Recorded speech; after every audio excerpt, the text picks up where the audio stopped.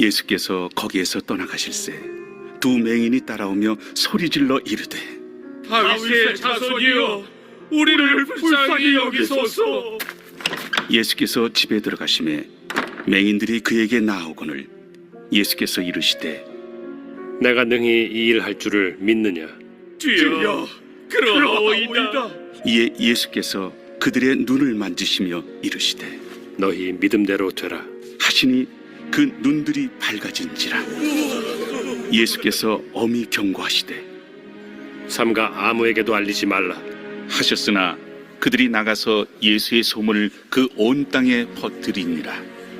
그들이 나갈 때 귀신 들려 말 못하는 사람을 예수께 데려오니 귀신이 쫓겨나고 말 못하는 사람이 말하거늘 무리가 놀랍게 여겨 이스라엘 가운데서 이런 일을 본 적이 없다. 바리새인들은 이르되 그가 귀신의 왕을 의지하여 귀신을 쫓아낸다. 예수께서 모든 도시와 마을에 두루 다니사 그들의 회당에서 가르치시며 천국 복음을 전파하시며 모든 병과 모든 약한 것을 고치시니라. 무리를 보시고 불쌍히 여기시니 이는 그들이 목자 없는 양과 같이 고생하며 기진함이라. 이에 제자들에게 추수할 것은 많되 일꾼이 적으니 그러므로 추수하는 주인에게 청하여 추수할 일꾼들을 보내주소서 하라.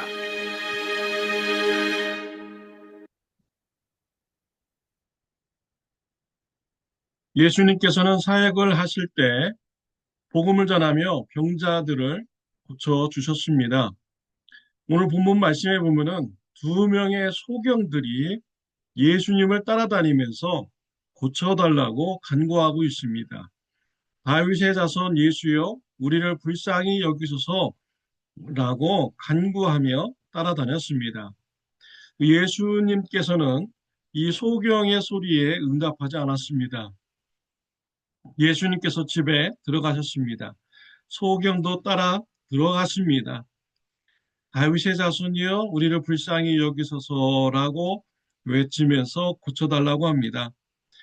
이 소경들의 특이한 점이 있습니다. 예수님을 따라가면서 부르짖었는데요. 따라가다라는 그런 의미는 자신들의 몸만 예수님을 따라갔다라는 그런 의미가 아닙니다. 예수님의 제자가 되기 위해서 예수님을 따라갔다라는 것이죠. 그들은 예수님의 제자가 되기 위해서 따라갔고 또 눈을 고쳐달라는 것도 예수님의 제자가 되기 위해서 예수님의 원하는 사역을 하기 위해서 고쳐달라고 간구를 한 것입니다. 정말 특이하죠. 보통 병자들은 자신의 몸의 병을 고쳐달라고 이러한 목적을 두고 예수님 앞에 나왔는데 그들은 고침받기도 전에 예수님의 제자가 되기 위해서 따라갔던 것이지요. 예수님께서 그들을 부르셨습니다. 그리고 그들에게 물었습니다. 내가 능히 이 일을 할 줄 믿느냐라고 물었어요.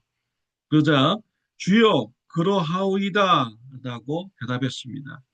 예수님께서는 소경의 눈을 만지면서 너희 믿음대로 되라 라고 하셨습니다. 그러자 즉시 소경들의 눈이 뜨어지게 되었습니다. 보게 되었습니다. 우리가 이 소경과 같은 믿음의 삶을 살았으면 좋겠습니다. 소경은 자신들이 눈을 떠야 될 이유, 분명한 목적이 있었어요. 예수님의 제자가 되기 위한 것입니다. 예수님께서 기뻐하시는 제자의 사역을 하기 위해서 그들은 자신의 눈을 뜨게 해달라고 예수님 앞에 간구했습니다.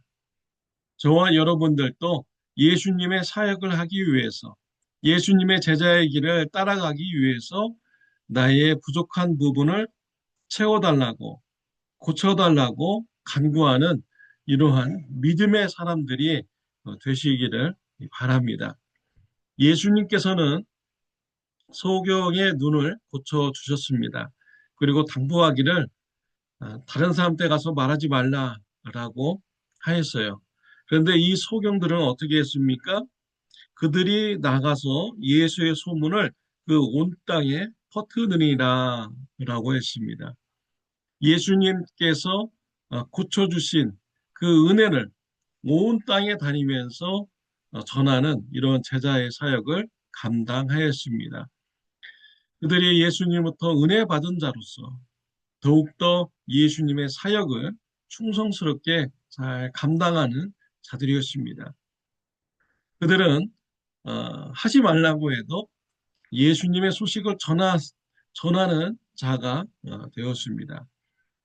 저와 여러분들이요, 왜 예수님의 은혜를 전해야 됩니까? 왜 예수님의 말씀대로 순종하며 섬기는 삶을 살아야 됩니까? 왜 사랑의 삶을 살아야 됩니까? 예수님의 은혜에 감사하기 때문이죠. 구원받은 은혜에 감사하고 예수님께서 나를 사랑해 주신 것에 대해서 감사하고 나의 병을 고쳐주신 것에 대해서 감사하고 나를 축복해 주신 것에 대해서 감사하기 때문에 우리는 예수님의 사랑의 복음의 말씀을 전해야 되는 것입니다. 우리가 전할 때 우리가 기쁨 가운데 전하게 되는 것이죠. 주님의 사랑에 감사하기 때문에 주님으로부터 우리가 체험을 받았기 때문에 우리는 기쁘고 감사하는 가운데 예수님의 복음을 전하는 이런 제자가 되는 것입니다. 억지로 하지 마시기 바랍니다. 괴로워하면서 하지 마시기 바랍니다. 우리 예수님께서 베풀어 주신 그 은혜를 기억하고 감사하며 또 기쁨 가운데 예수님의 복음을 전하시기를 바랍니다. 예수님께서 사역을 하실 때 많은 무리들이 예수 앞에 나왔습니다. 또 말씀을 듣기도 했고 고침을 받았습니다. 예수님께서는 그 무리를 보셨을 때 불쌍히 여기셨어요. 왜냐하면 목자 없는 양 같은 이러한 존재다라고 예수님은 바라보셨기 때문이죠. 그리고 예수님은 제자들에게 기도를 하라고 합니다. 37절에 보면 이에 제자들에게 이르시되 추수할 것은 많되 일꾼이 적으니 그러므로 추수하는 주인에게 청하여 추수할 일꾼들을 보내주소서 하라 하시니라. 예수님은 추수할 것은 많은데 추수할 일꾼들이 없으니 추수할 일꾼들을 보내어 달라고 하나님께 기도하라고 제자들에게 말씀하셨습니다. 추수할 곡식, 누구를 얘기하는 것입니까? 심판 직전에 있는 사람들을 말하는 것이죠. 그들은 추수 때가 되었습니다. 시간이 늦어버리면 추수할 제때 하지 못하면은 그 곡식은 땅에 떨어지고 새들이 와서 먹습니다. 그리고 땅에서 썩어버려서 없어지게 되는 것이죠. 예수님을 믿고 구원받아야 할 때, 그때가 됐는데 그때를 놓치면은 그들의 영혼은 심판받게 됩니다. 구원받지 못하게 되는 것이죠. 그래서 예수님께서는 제자들에게 추수할 일꾼을 보내어 달라고 간구하라고 했습니다. 저와 여러분들은 추수할 일꾼을 보내어 달라고 우리가 간구해야겠습니다. 여러분 주위에 있는 불신자 가족들, 또 주위에 있는 불신자 이웃들, 또 주위에 있는 우리 교회 주변에 있는 대학생들, 그들은 추수의 때가 다가온 것입니다. 언제 하나님 앞에 불림받을지 모릅니다. 우리의 인생은 한 치 앞도 볼 수 없는 것이죠. 그래서 우리는 그들을 바라볼 때 추수할 곡식으로 바라보아야 됩니다.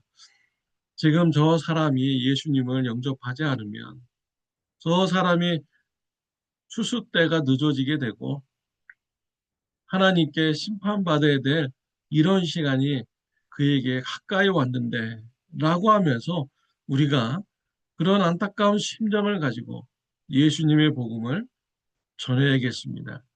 불신자 가족들, 불신자 친구들, 불신자 이웃들, 언제 하나님으로부터 불림을 받을지 모릅니다. 우리가 때를 얻든지 못 얻든지 모든 순간을 다하여 예수님의 복음을 불신자들에게 전하는 저와 여러분들이 되시기를 바랍니다. 예수님의 복음을 전할 때 주님의 은혜에 감사해서 기쁨 가운데 예수님의 복음을 전하는 저와 여러분들이 되시기를 바랍니다. 기도드리겠습니다. 하나님 아버지 감사합니다. 죄인인 우리를 구원해 주시고 예수님께서 우리의 죄를 대신 심판받아 주심을 하나님 아버지 감사합니다.